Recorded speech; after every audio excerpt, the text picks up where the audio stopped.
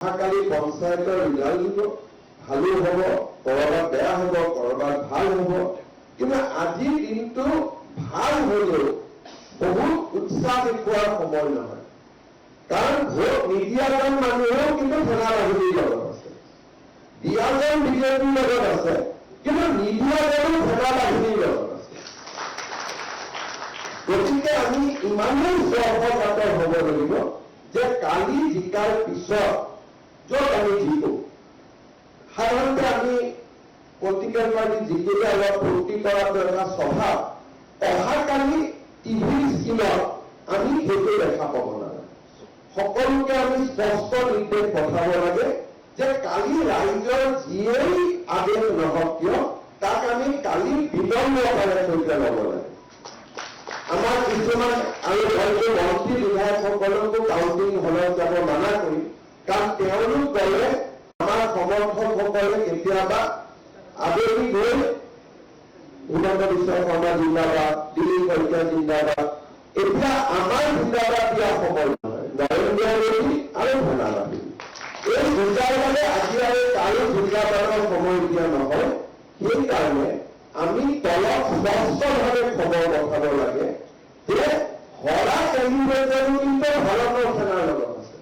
সেইকাৰণে অহাকালি কাউণ্টিং হয়, কাউণ্টিঙত ভাল বেয়া যি হ'ব হলে ভিতৰত হ'ব যে কোনোবা জিকিব পাৰিব, কাউণ্টিং হলে কোনোবা জিকিব, কোনোবা হাৰিব, আৰু আমি ইলেকশ্যনৰ ৰিজাল্টটো পিছুৱাই থব নোৱাৰো। কাৰণ তেতিয়া মানুহে সন্দেহ কৰিব যে বিজেপিয়ে ৰিজাল্টটো পিছুৱাই দিছে, বাকচত বা কি কৰি দিয়ে।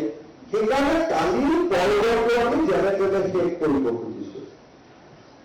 আন কি কৰে নকৰে বেলেগ কথা, বিজেপিৰ দায়িত্ব আটাইতকৈ বেছি। গতিকে বিজেপিৰ ৰেছপন্সটো কালি নিজৰ ৰেছপন্স হ'ব।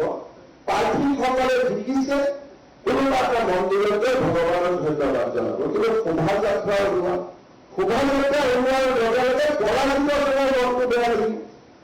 এতিয়া দেশত কাৰো মন বেয়া কৰাৰ সময় নহয়।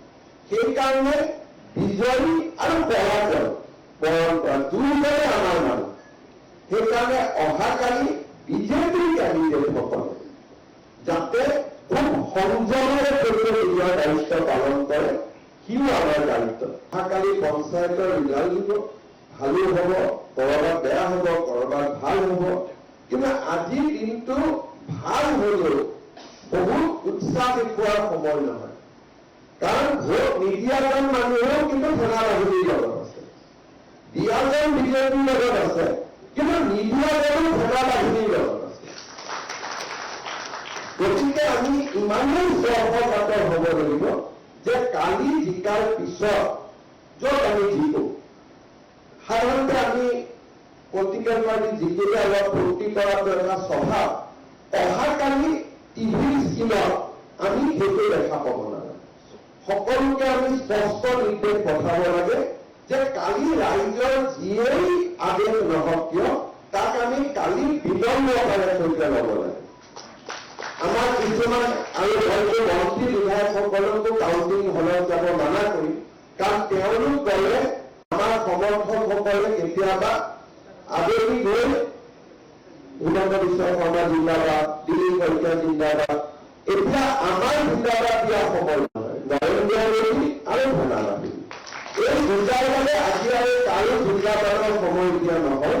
সেইকাৰণে আমি তলত স্পষ্টভাৱে খবৰ পঠাব লাগে যে হৰা কেন্দ্ৰীয়জনো কিন্তু ভাৰতৰ সেনাৰ লগত আছে।